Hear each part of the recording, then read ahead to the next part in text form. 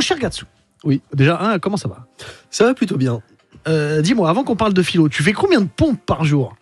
Alors, je me donne ce rythme spartiate qui est de me lever tous les jours à 5h pour aller à la salle. Ouais. Maintenant, c'est un petit chiot qui me réveille tous les matins pour marcher le matin. Ah, voilà, oui. Voilà, toujours. Mais c'est ma petite routine avant d'entamer la journée. Avant d'aller en cours. Exactement. Et ça permet de rétablir le silence plus rapidement, bizarrement. Bah, j'imagine, oui, si t'es en t-shirt.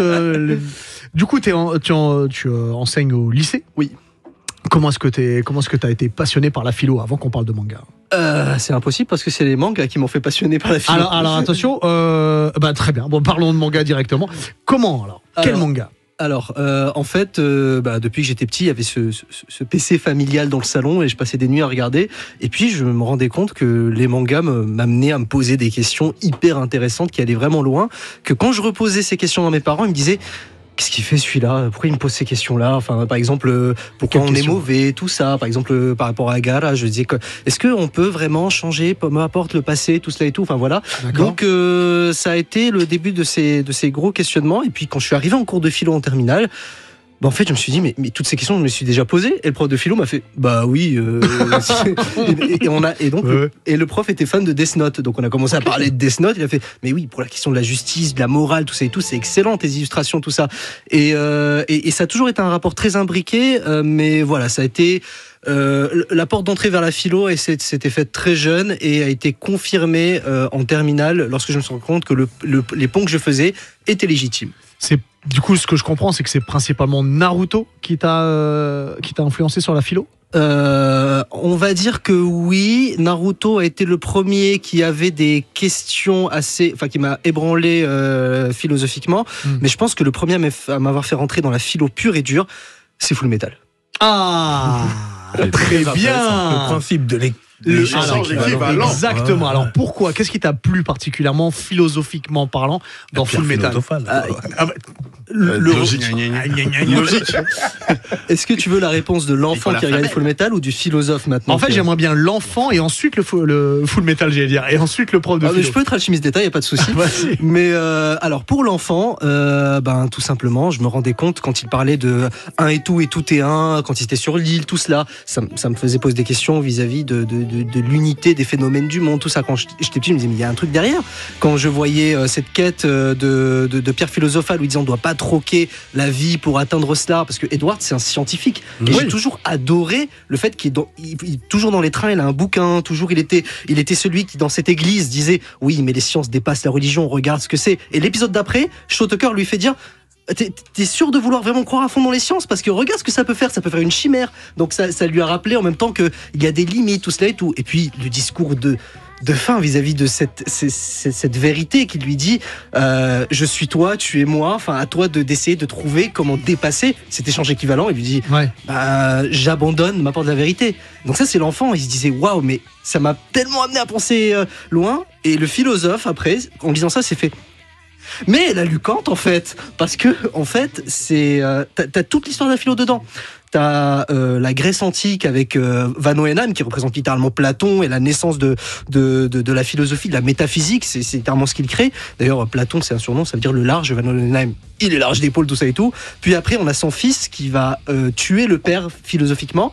Et dans l'histoire de la philosophie, c'est un peu Kant qui le fait. Et puis surtout, il va citer littéralement la critique de la raison pure, Édouard Déric. Donc oui, en fait, ça a été une porte d'entrée formidable dans la réflexion pure philosophique. Et puis, il y a eu un autre manga, Bleach. Oh là là là là. Alors là, c'est très rare que... Là, sache qu'il y a deux personnes à qui tu viens de parler très très fort là. C'est important, Bleach. Les grands fans de Bleach ici. Attention. Bon trois. Ce côté, on est des grands fans de Bleach. De vrai. Le meilleur de Bleach. Pardon quoi. Ça c'est encore un autre débat. C'est encore un autre débat. On pourra peut-être en parler après. Je pense que la comparaison est compliquée, mais on peut en parler. Qu'est-ce qui justement philosophiquement parlant dans Bleach qui t'a touché? Bleach, ça a été la porte d'entrée vers la philosophie qui me parle le plus, parce que c'est une représentation totale de la pensée de ce philosophe, Nietzsche. En fait, on a toute la pensée de Nietzsche dans Bleach. Chaque arc représente un des pans de la pensée de Nietzsche jusqu'au pinacle, à savoir le surhomme d'Eisen. Je veux dire, il y a un tome qui s'appelle Dieu est mort. La référence, elle est explicite. Et surtout, quand Eisen explique comment les dieux naissent, c'est comme ça que Nietzsche explique comment les dieux naissent. Et il le dit, il déteste cet instinct de faiblesse chez les Shinigami qui font qu'ils croient en une idole. Il dit, croyez en vous. C'est pour ça que je vous trahis pas, en fait. C'est que vous voulez croire en quelqu'un, mais si vous croyez en moi, vous vous êtes trahi vous dans un premier temps. Donc oui, Bleach, ça a été une claque philosophique de ce point de vue-là, parce que c'est une montée en puissance de la pensée du surhomme jusqu'à ce moment où il y a Aizen ou Urara qui discutent, et il y a ce discours fataliste d'Urara qui dit mais les choses sont comme ça. Aizen dit oui, mais ça devrait pas être comme ça quand on est un esprit libre, quand on est un vainqueur, quand on peut changer le monde. Et donc c'est Bleach d'un point de vue philosophique, quand je dis le meilleur de Big Three, tout ça et tout, c'était une anecdote, mais aussi d'un point de vue philosophique, c'est ce qui fait sa force et sa faiblesse à Bleach. Tu penses que Tite Kubo a lu tout Nietzsche avant de faire le manga ? Alors, je sais qu'il n'a pas confirmé en interview ou quoi que ce soit, mais à un moment, il y a des parallèles. S'il n'a pas lu Nietzsche, c'est sa réincarnation. Enfin, non, mais c'est vraiment... Là, je suis en train d'écrire un ouvrage, justement, sur le crépuscule des Shinigami, en fait, pour montrer à quel point il y a un crépuscule des idoles dedans, pour montrer à chaque fois comment Byakuya Kuchiki représente donc la première métamorphose chez Nietzsche, à savoir ce dragon, ce chameau qui porte les valeurs de sa société, c'est Byakuya Kuchiki, et qui justement, il faut lui dire qu'il porte des valeurs qu'il trouve insensées et qu'il amène à commettre l'absurde, à savoir vouloir oxyre sa sœur. Après, voilà. La deuxième étape, c'est le lion qui se réveille et qui dit non à tout, et qui accepte ses instincts de destruction, Grimjo, Jack, totalement. Et la troisième transformation, donc passer par le nihilisme. Le nihilisme, c'est Kyura. D'ailleurs, c'est la mort par le néant pour atteindre la phase du surhomme.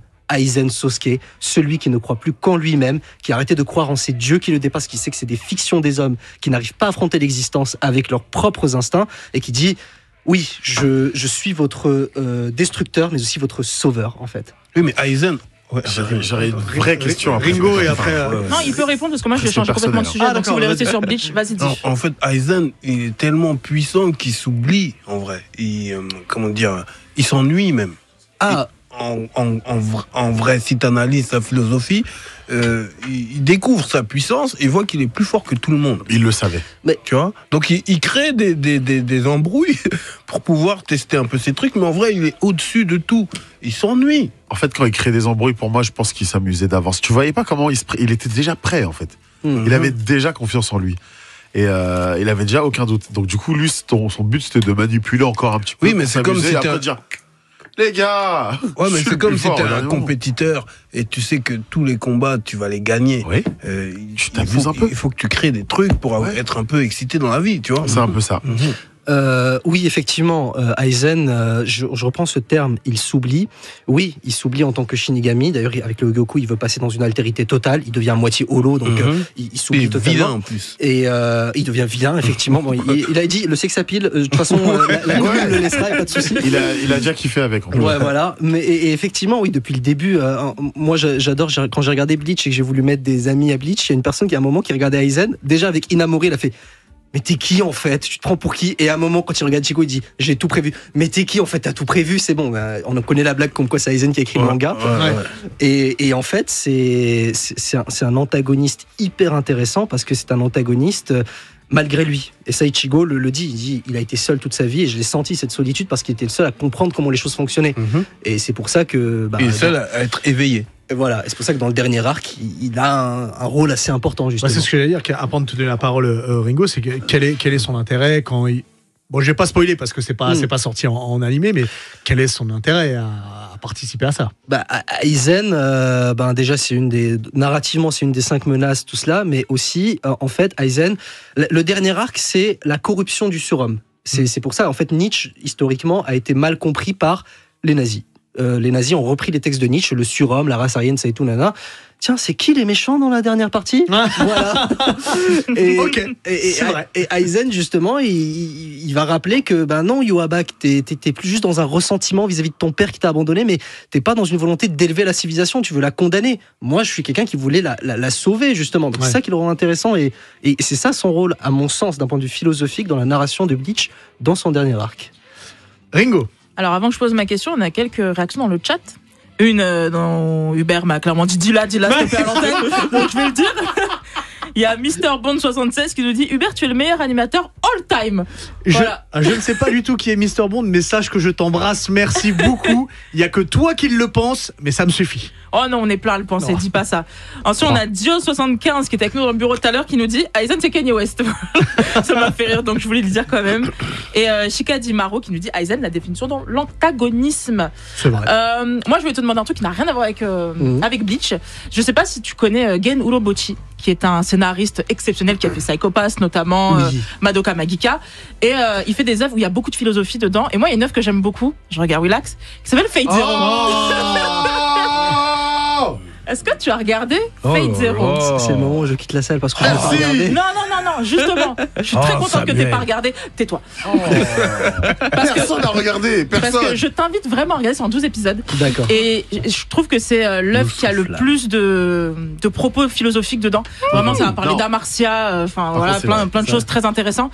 Et j'aimerais beaucoup avoir ton avis à l'avenir sur Fate Zero notamment, parce qu'il y a aussi beaucoup la question de parce que le protagoniste, enfin l'un des protagonistes, lui, ça va être sauver le plus grand nombre, quitte à sacrifier un plus petit nombre. Et le truc que tu vas avoir, c'est que mais si à chaque fois on coupe en deux, à chaque fois, au final, t'as tué 1 milliard de personnes pour sauver 4 personnes. Et c'est hyper intéressant, ce genre de choses, etc. Et puis, en gros, l'histoire, c'est que t'as un Graal à la fin et il faut tous se battre pour avoir ce Graal-là et ton vœu sera exaucé à la fin. Mais quel est le prix à payer? Voilà, plein de choses comme ça. Donc vraiment, je t'invite à regarder Fate Zero qui est exceptionnel, Willax. Non, mais je suis d'accord. C'est 12 épisodes. Non, c'est 24 épisodes de 2 saisons chacune. Donc 12. Ouais. Et j'aimerais beaucoup avoir ton avis. Je stresse, pardon. C'est la question de légitimer le moindre mal. Est-ce que vraiment faire le moindre mal, c'est vraiment une bonne solution? Okay. Justement, le Graal à la fin s'appelle Anli Mayu, qui est quelqu'un d'une mythologie et qui est justement tous les mots et le moindre mal, et c'est comme ça qu'on le définit. Et c'est très intéressant du coup de pouvoir avoir ton avis un jour. Des livres, si c'est 12 épisodes, ça sort en juillet. Parce que c'est en 24 en vidéo. Vrai, en 25. C'est 12 et 13 épisodes. Ok, avec grand plaisir. Oh parfait, je suis heureuse. Tant que ça me met pas en PLS comme Evangelion, moi je suis ça va te mettre en PLS, c'est très long, ça blablate dès le début, t'es dedans. Non, tu vas voir, tu vas adorer. Dès le début, ça. Mais c'est un philosophe, il aime quand ça blablate. C'est vrai, c'est le principe de son boulot. Je pense pas, vous jugez mal là. Justement, moi c'est de ça que je voulais discuter avec toi. Parfois dans la vie, je me dis qu'est-ce que Luffy aurait fait à ma place, tu vois. Pour moi, la philosophie dans One Piece, tu vois, surtout celle. Ouais. En plus, c'est bien, c'est que tu nages comme Luffy. Oui, non, j'ai un fruit du démon, je coule malgré moi, hélas, tu vois. C'est-à-dire, son libre arbitre, son lâcher prise. La manière dont il gère le Capitana,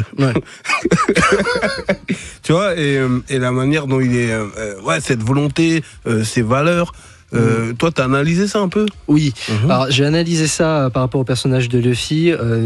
J'aime bien les analyses rapides qui disent que c'est un royaliste qui aime bien rétablir des monarchies là où il va, parce que ça c'est assez drôle vu que je crois que c'est anecdotique. Mais Luffy, pour moi, représente l'idée même de liberté. Dans chacun de ses mots, dans chacune de ses actions, même dans son pouvoir depuis sa première manifestation, en fait, philosophiquement, Luffy n'a pas de forme, il n'a pas d'eidos, comme le dirait Platon, c'est juste une volonté. J'allais faire une vanne, c'est eux qui ont fait Tomb Raider, mais laisse tomber. Non. Parce que merci. Tu vois, parce que comment tu le décris, ça fait longtemps qu'on regarde One Piece. J'ai commencé à début vingtaine, aujourd'hui, voilà, j'ai plus de 20. Fin 40. Tu vois, et juste quand son grand-père lui dit, en fait, j'ai croisé ton père il y a pas longtemps, il veut même pas savoir qui est son comme père. Ça, il s'en bat complètement, tu vois, et au premier abord, quand moi je voyais ça à l'époque, je trouvais ça insensé. Comment ton père, on te parle de lui, tu l'as pas connu, tu veux rien savoir. Et aujourd'hui, en vrai, il en a rien à foutre parce que ça. Mais ça fait pas partie de sa quête. Ça fait pas partie de sa quête. En fait, c'était pour le père, je vois plus un cahier des charges d'un point de vue créer un mythe dans le manga comme on le fait dans la plupart des shonen. Ah, ton père c'était quelqu'un. Mais Luffy, en fait, encore une fois, comme c'est l'idée de liberté, c'est juste une volonté qui vit pour elle-même. Et c'est pour ça que dans son Gear 5, c'est littéralement ça. Là, il est totalement incontrôlable et il ne pouvait pas avoir d'autre réaction vis-à-vis de son père que celle-là. Ça aurait été totalement contre le fait parce qu'il rentrerait dans une forme de déterminisme qui l'intéresse. Okay. Il aurait fait d'accord, je suis fils de dragon, donc ça veut dire que non, Luffy c'est le mec incontrôlable qui en a rien à faire. Donc parce qu'il y a quelques années, pour moi, Luffy c'était un égoïste.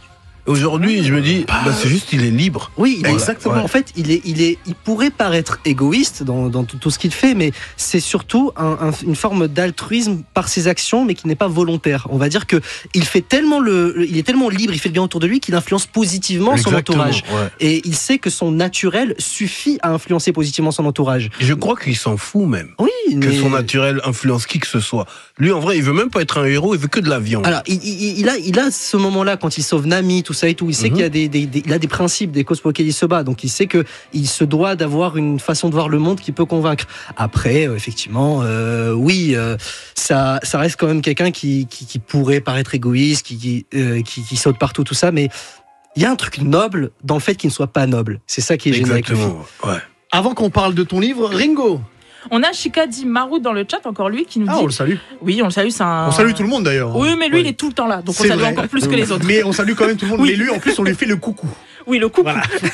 Qui nous dit, j'ai vu tes analyses philosophiques de personnages manga et j'ai kiffé. Tu pourrais nous en faire une sur Shikamaru vite fait. Je pense qu'on peut beaucoup apprendre sur ce personnage et j'aimerais beaucoup t'entendre sur ce sujet. Alors, j'avais déjà sorti une vidéo sur Shikamaru et j'essaie de me rappeler exactement comment je l'avais analysé. Shikamaru, donc il veut être un nuage, tout ça et tout. Il a pas d'attache. Je crois que je l'avais comparé à un épicurien, c'est un vrai épicurien. Il a pas d'attache, il se laisse porter, tout cela, et ça se voit avec son quel play, tout ça en permanence. Le problème, c'est que là, j'essaie de faire l'analyse et de me rappeler ce que j'essaie de dire, donc c'est un exercice totalement, c'est pas simple. C'est contre-productif, effectivement. Ah bah non alors. Mais après, il y a la vidéo qui est dispo sur ton YouTube, c'est ça, hein? Sur mon TikTok, ouais. Sur Shikamaru. Ouais. Mais oui, non, Shikamaru, il y a une forme de... Déjà, c'est de la sagesse, une sagesse antique extrêmement puissante, et je crois que le philosophe qui lui ressemble plus, c'est Épicure, ouais. Du coup, on l'a dit, t'es prof de philo, tu fais des vidéos sur TikTok et aussi sur YouTube, mais tu as sorti un film, j'allais dire, un livre, on parlera cinéma d'ailleurs après si t'es chaud, t'as sorti un livre manga philo, où tu fais le lien entre, comme tu viens de nous dire, philosophie et les mangas, mais comment est venue en fait cette idée de sortir tout ça en livre ? Alors, l'idée de sortir tout ça en livre, pour moi, c'était la suite logique vis-à-vis des analyses que je faisais. Alors, pour l'anecdote, je me suis lancé dans le lien entre la philo et les mangas sur les réseaux à la base, parce que j'avais pas le droit d'être prof. Pourquoi ? Parce que je ne suis pas de nationalité d'un des pays d'Europe. Et qu'on n'a pas le droit je ne savais pas que c'était comme ça en France. Et on n'a pas le droit de passer le concours de prof si on n'est pas français ou d'un des pays d'Europe. Du coup... alors qu'il y a beaucoup de profs absents, il y a des problèmes de profs... ok, mais on n'a pas le droit. Mais du coup, je cumulais des petites heures à droite, à gauche, tout cela, et j'avais un peu de temps libre qui me permettait de faire des vidéos. Donc j'ai commencé à faire ces vidéos d'analyse philosophique, parce qu'avec mes élèves, ça fonctionnait très bien. Et quand j'en ai fait assez, je me suis dit, tiens, je suis philosophe, j'ai envie d'écrire des livres, et en plus, mes analyses peuvent être transcrites en ouvrage.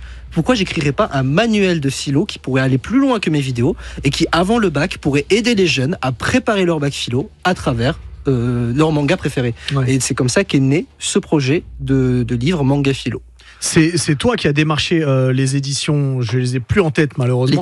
L'étudiant, c'est toi qui les as démarchés ou c'est eux qui sont venus vers toi ? Alors c'est moi qui les ai démarchés. Je me rappelle, j'avais envoyé un mail, je savais pas comment on faisait. Mon libraire m'a dit tu envoies plein de maisons d'édition, voilà.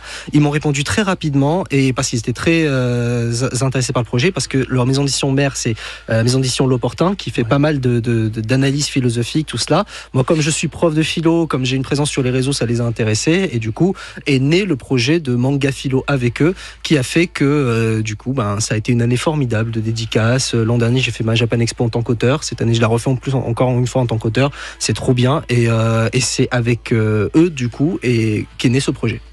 Diff.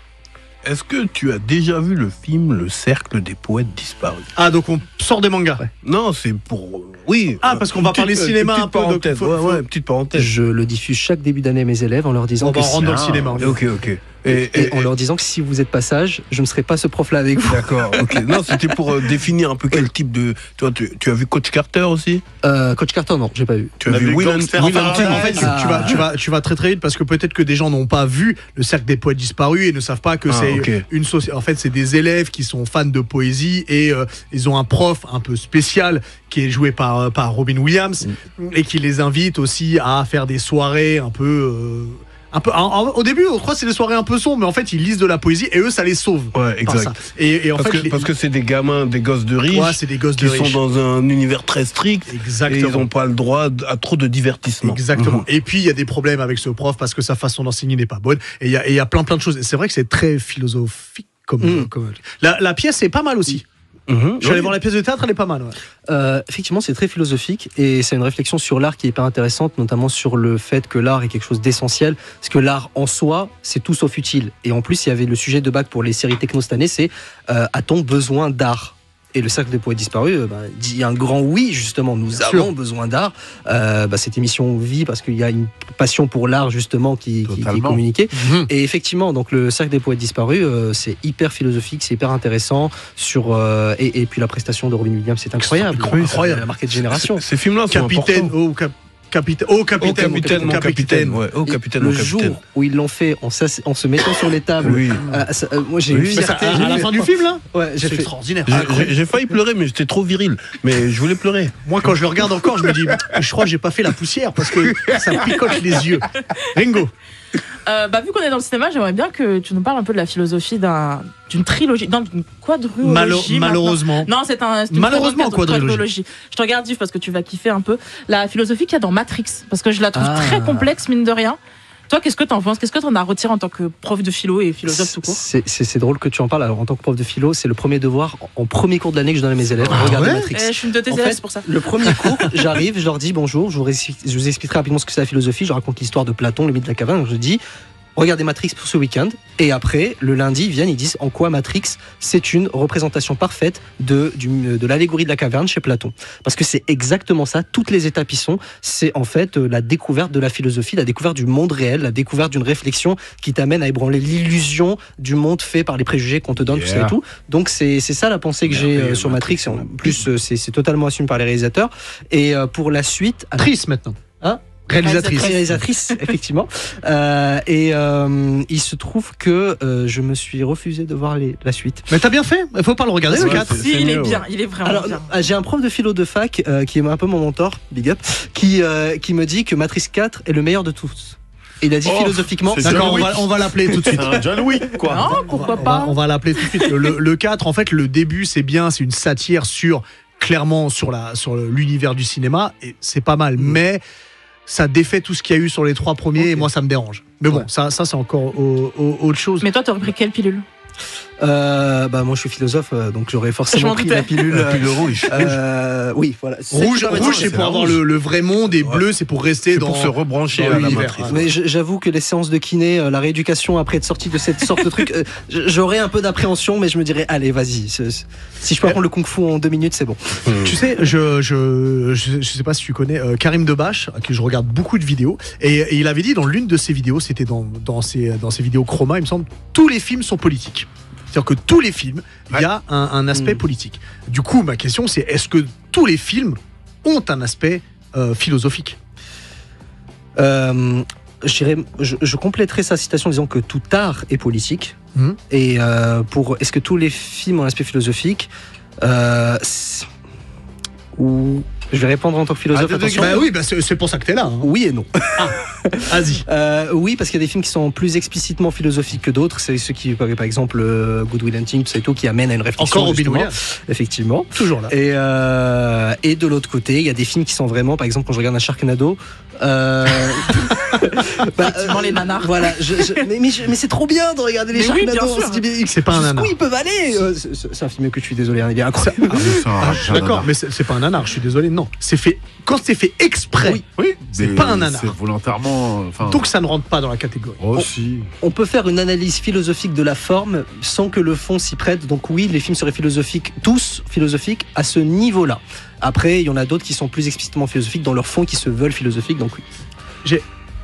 Tu veux dire un truc ? Non, en fait, vas-y, et ensuite je vais enchaîner. Parce que les films philosophiques, il y en a plein, mais il y en a un. Moi, je crois que c'est le premier que j'ai vu, que j'étais ado et que.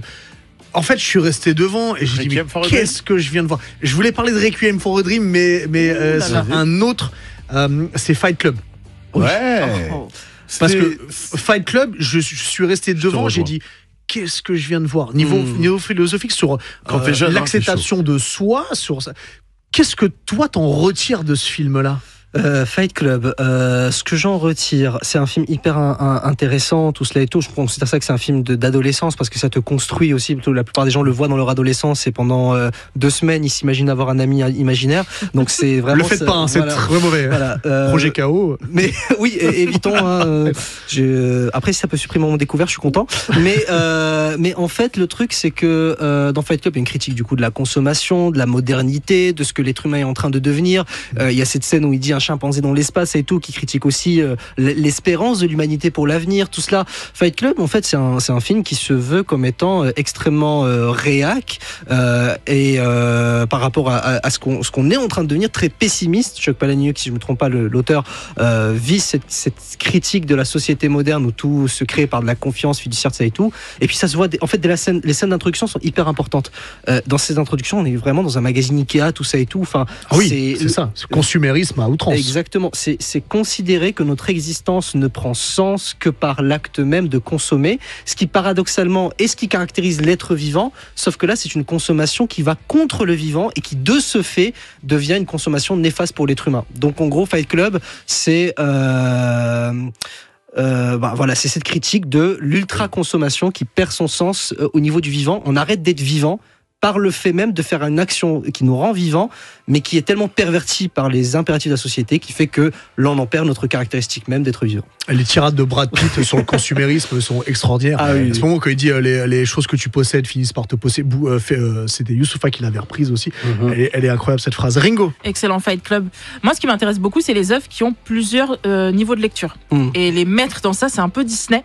Et j'aimerais bien avoir ton avis sur comment on peut interpréter des choses alors que c'est pour des enfants, mais quand on est adulte, on a un regard plus distant. Et le film qui vient tout de suite en tête, je te regarde, c'est Alice au Pays des Merveilles, forcément. Mon préféré.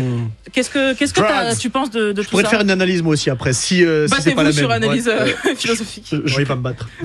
Il y a des chances. Je pense que tous les films d'animation pour enfants, en règle générale, quand tu dis que tous les films philosophiques, moi je pense que par contre tous les films d'animation pour enfants ont toujours ce regard, parce qu'ils sont faits par des adultes justement qui ont envie de transmettre un message, qui fait que quand on est adulte, même quand on le regarde avec son gosse, on est posé, on fait attends mais c'est vrai que j'ai grandi avec ça. Oh purée, il y avait ça comme scène. Oui, voilà, donc Alice au Pays des Merveilles, quand on se rend compte que c'est une éloge au paradis artificiel du début jusqu'à la fin. Et même, j'ai vu récemment une vidéo qui expliquait chacun des effets des psychotropes que l'on voit. Et donc, on explique pourquoi le scénario avance selon les effets de ces psychotropes. Mais c'est beaucoup plus que ça. Effectivement, il y a une réflexion sur soi-même, sur tout cela. Oui, je pense qu'il y a cela. Et ça peut même aider quand on est totalement perdu un film d'animation. Par exemple, je donne moi mon Disney préféré, Le Livre de la Jungle. Balou, en fait, on se rend pas compte. Mais sa chanson, il en faut peu pour être heureux. Oh, oui. C'est la représentation parfaite et extrêmement compacte de la pensée d'Épicure qui a été créée dans un monde où la civilisation allait mal et on avait besoin d'être heureux tout de suite. Et c'est un effet, et ça marche, parce que Épicure dit que ma philosophie, vous l'écoutez, vous devrez tout de suite être heureux. Balou, on écoute sa chanson, on se sent tout de suite mieux. C'est ça le truc, et ça peut aider une personne qui est dans un mal-être existentiel, tout cela, que ce soit par exemple aussi Le Roi Lion, Aladdin, tout ça et tout. C'est des longs métrages qui peuvent avoir une sagesse qui peut aider la personne adulte dans son revisionnage par rapport à quand elle était enfant. J'aimerais juste revenir sur Alice au Pays des Merveilles. Moi, comme Ringo l'a dit, moi c'est mon préféré, Alice au Pays des Merveilles, pour plein de raisons. Et je l'ai vu la vidéo que tu as dit, et il y a un truc que j'avais remarqué, et je crois pas que ce soit dans la vidéo, ou alors j'ai pas été jusqu'au bout. Tu vois à la fin, quand elle est en train de courir et qu'il y a un cercle devant elle où elle voit sa sœur qui est dans le monde réel, et le cercle se ferme de plus en plus, et derrière elle, il y a tous les personnages qu'elle a pu rencontrer qui lui courent après. Et moi, ça, en grandissant, quand je vois ce passage-là, je vois en fait Alice qui est derrière, qui voit toutes ses addictions à différentes drogues qui la pourchassent. Et en fait, sa sœur qui est à l'extérieur, c'est sa porte de sortie, c'est une sorte de réhab. C'est-à-dire que si elle arrive à passer cet espace, et ben, elle sera sauvée. Effectivement, c'est excellent comme analyse et je pense que ça pourrait être très interprété comme étant la fuite de la réalité que fait Alice, du coup, amène forcément une fuite de la non-réalité. Fuir la réalité va te faire rentrer dans une réalité que tu passeras toute ton existence à essayer d'en sortir. Quand tu goûtes au fait de ne plus être dans ce monde réel qui peut être déceptif et d'être dans une forme d'illusion. Par exemple, Neo, on revient à Matrix, mais si la dame à la robe rouge, elle représente exactement ça. C'est-à-dire, si tu peux revenir, tu sais, et tout, enfin voilà, enfin, la matrice t'offre tout. Alice, ce monde lui offre tout. Donc, c'est pour ça que ça se rétrécit en mode, c'est la difficulté du retour à la réalité quand on y a goûté. À cette fuite possible de ces choses terribles de cette chose terrible qui est le réel. Ringo. Tu parles depuis tout à l'heure dans les œuvres que ça représente tout ce que fait Épicure, Platon, etc. Tu cites beaucoup de noms de philosophes. Et je pense pas que tous, ils ont lu ces textes philosophiques. Donc, comment tu pourrais expliquer que demain, je peux faire une œuvre et tu vas me dire c'est complètement Platon. Et je te dirais, je n'ai pas lu Platon. Est-ce qu'on est tous un peu philosophes au final ? Oui, on est tous un peu philosophes, effectivement, et en fait, il y a une forme de sagesse que l'on découvre. Ne serait-ce que ce truc, par exemple, cette anecdote où, par exemple, on est sous la douche, et on a une idée, et on le dit en sortant, on dit, j'ai une idée formidable. Mais tu sais qu'on y a déjà pensé à cette idée depuis longtemps. On fait, moi, je pensais avoir trouvé l'idée marketing incroyable, le 0,99, ça m'a pensé que c'était une superbe idée. Donc, ça peut arriver, effectivement, qu'on ait des...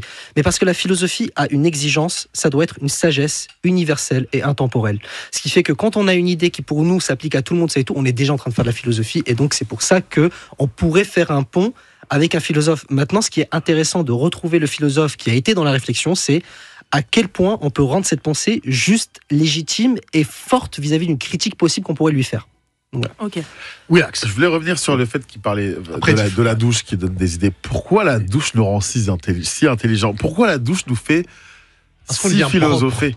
Alors, c'est pas, il y a un lien scientifique. Pourquoi le coton-tige fait du bien aussi ? Non, il y a un lien. Je vous jure qu'il y a un lien scientifique auprès de ça. Tu peux dire ce que tu veux. Pourquoi me caresser les pieds ? Non, rien à voir.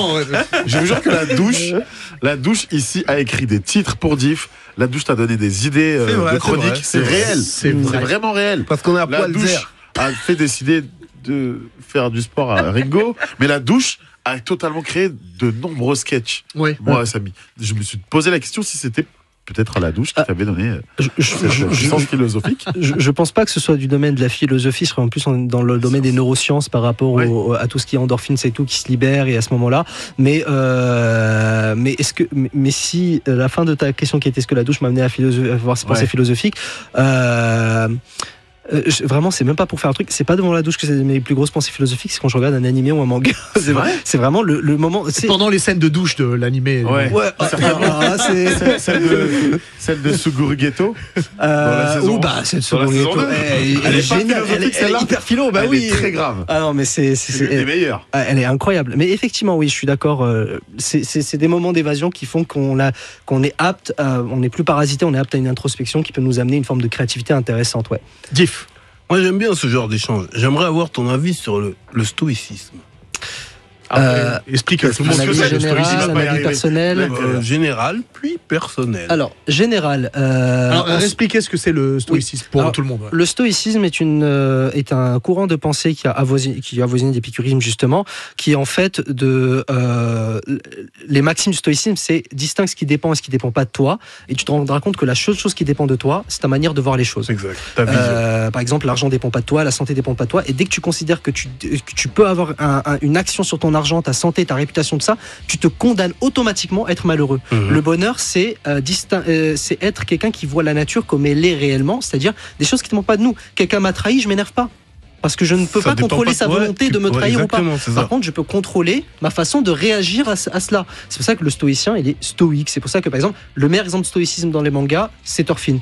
Thorfinn, il peut lui arriver plein de choses. Mais ça dépend pas de moi, c'est pas grave, allez, je passe à autre chose. Je n'ai aucun ennemi. Exactement, je n'ai aucun ennemi, c'est du stoïcisme. Et en fait, mon avis, d'un point de vue général, en ce moment, j'ai du mal avec le stoïcisme pour deux choses. La première, c'est une philosophie extrêmement dure. On peut pas être stoïque du jour au lendemain. Par exemple, si un stoïcien te dit tu perds tes parents, dis-toi que c'est la nature. Tu perds tes enfants, c'est un être humain. Voilà, c'est un long parcours qui te détache de tes émotions, tout cela. Mais surtout, c'est hyper instrumentalisé aujourd'hui pour un sujet de société par tout ce qui est podcast de développement personnel. Parce que c'est la philosophie la plus simple à comprendre, mais aussi parce que c'est des sagesses antiques qui marchent, qui sont universelles, intemporelles. Ça fonctionne sur la psyché humaine. Et c'est pour ça que c'est difficile à appliquer, mais c'est très charmeur. Et en fait, tu dis à quelqu'un attention, rien à foutre de ta dépression, rien à foutre de tout ça. Tout dépend de toi. En fait, ça, c'est du stoïcisme perverti. En fait. C'est dur. Et du coup, il y a des gens qui vendent des formations au type de stoïcisme. Et même dans les IA, quand je demande, j'ai testé une fois, j'ai fait ChatGPT, fais-moi une analyse pour voir. Il me sort tout le temps du stoïcisme. Et c'est énervant, et c'est pour ça que la plupart des gens qui créent du contenu philo-IA reviennent toujours à du stoïcisme, parce que les IA comprennent que c'est hyper séducteur. Je pense que c'est une tendance, ouais. Ok. Ringo. On a parlé de manga, d'animé et de cinéma. J'aimerais savoir, est-ce qu'il y a des jeux vidéo? Parce que si tu es un joueur de jeux vidéo, est-ce qu'il y a des jeux vidéo qui ont été très forts philosophiquement? Tu les as ressentis d'une certaine manière? Alors, pour revenir à ce que tu avais dit pour Oda, oui, Big Smoke. J'étais à San Andreas. Let's go. J'ai grandi avec ça et tout. Alors, j'ai un rapport très addict aux jeux vidéo qui fait que je ne me régule pas. Donc, j'ai arrêté les jeux vidéo il y a longtemps parce que je sais, une fois, j'ai lancé le dernier auquel je jouais, c'était Spider-Man sur PS4. Ouais. Je l'ai lancé. Et à 4h du matin, je fais non mais je suis encore dessus. En fait, j'arrive plus à... Je te comprends. C'est normal. Donc je me suis arrêté à la PS2 et d'un point de vue philo, celui qui m'a le plus marqué où je me suis dit waouh, alors c'était plutôt un let's play et c'était un let's play de Squeezie sur The Last Guardian que j'avais trouvé incroyable. Oh mais tout le monde me dit que le plus philo que je dois voir et surtout jouer, c'est The Last of Us.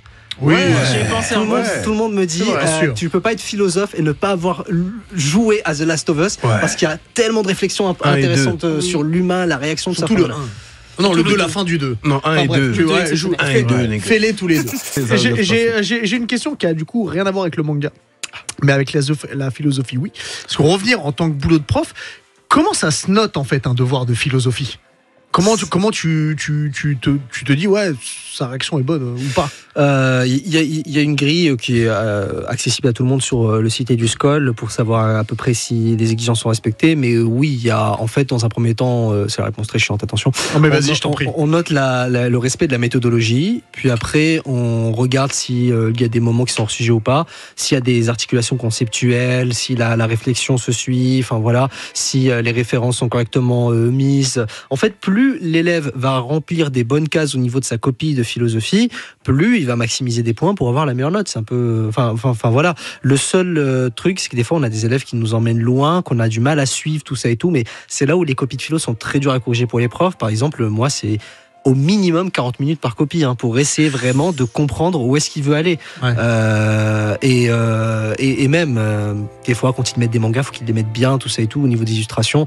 Donc il y a une notation au niveau de la copie, c'est respect de la méthodo, bonnes articulations et distinctions conceptuelles qu'on attendait, pas fait d'hors sujet, pas fait de contresens pour le texte, bien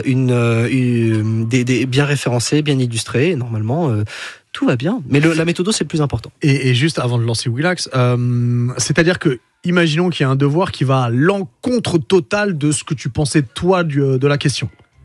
Bah, ça fonctionne. Ça fonctionne, on est d'accord. Non, il n'y a pas de copie correcte. Toutes les copies peuvent être bonnes si c'est bien fait. D'accord. Willax. Alors c'est un peu personnel parce que tu veux parlais ta copie du bac. Non, pas. Tu parlais du fait d'être éveillé en fait de base, tu vois. C'est venu très tôt chez toi. Et si c'était pas venu, si tu n'étais pas éveillé, est-ce que tu as déjà imaginé un peu ta vie de moldu, genre t'aurais pu imaginer ta vie autrement en tant que philosophe? Non mais je l'imagine très bien parce qu'avant la philo j'étais passionné de physique, mais à partir de la 4e ils ont mis des trucs comme la mole, tout ça en physique et en fait je bûchais 4 heures, j'arrêtais pas de bûcher et j'arrivais pas à avoir de bons trucs. J'ai fait en fait c'est pas fait pour moi et puis après je me suis rendu compte que mais j'imagine une vie de physicien potentiel, je me dis ouais c'est cool. Ouais. Peu importe la vie. J'aurais travaillé dans la mécanique, j'aurais travaillé dans un truc vraiment domaine manuel, tout ça et tout. J'aurais été heureux dans ma vie. Enfin, je pense pas qu'il y ait de bonne ou de mauvaise situation. Je pense que Continue, let's go. De personnes qui m'ont tendu la main, des instants. Enfin voilà. Et Scotty, ce n'est pas le plus grand philosophe de l'histoire du cinéma. Je pense que c'est lui. On verra. Ma chère Ringo. Il y a ce mythe de la fameuse copie. Qu'est-ce que l'audace? L'audace, c'est ça, et il range ce truc-là.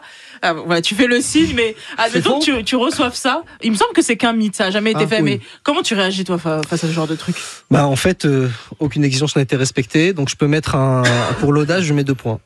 Mais ça fera 2 sur 20 malheureusement. C'est malheureusement oui. Je casse le mythe. Je suis désolé. Je sais que tous mes anciens collègues profs et collègues philosophes vont me taper dessus, mais parce qu'eux ils ont remis une bonne note. Non, c'est ça. Dans le sens où on ne doit pas casser ce mythe. Oui, ça peut peut-être arriver et tout.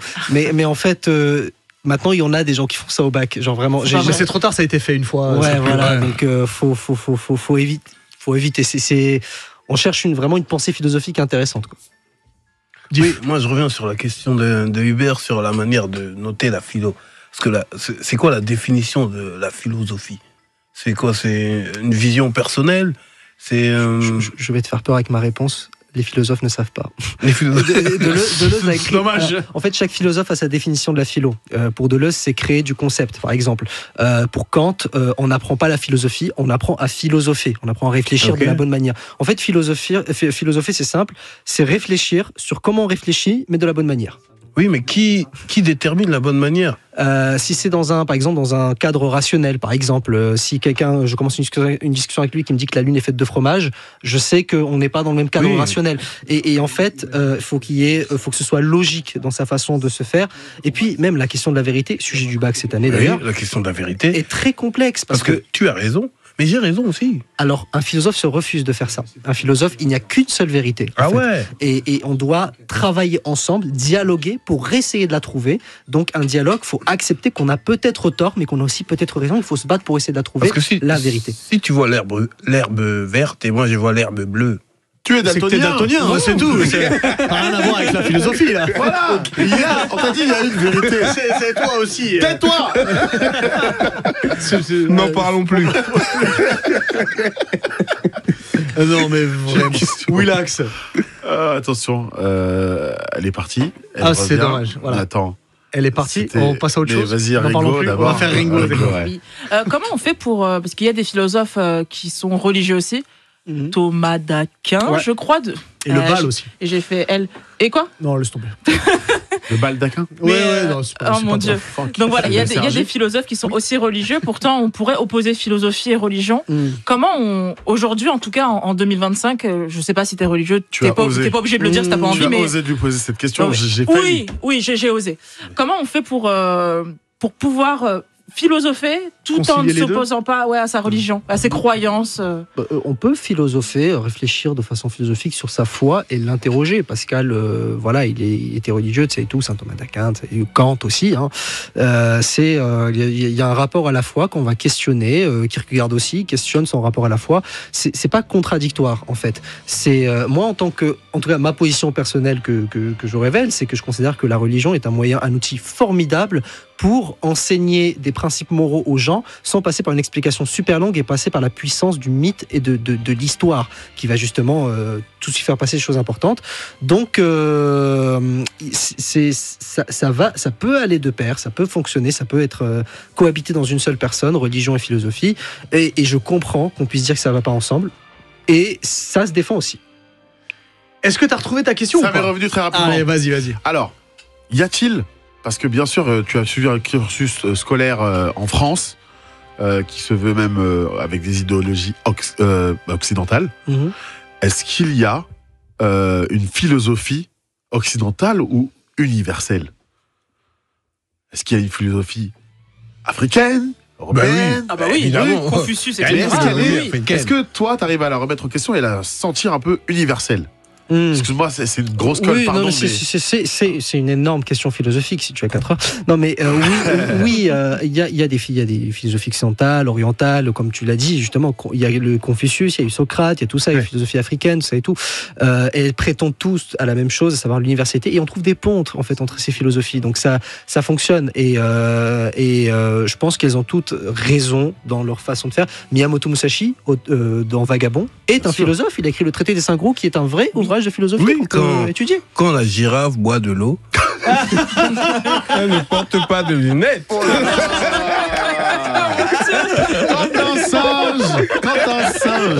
un singe avale une noix de coco, c'est qu'il fait confiance à son anus.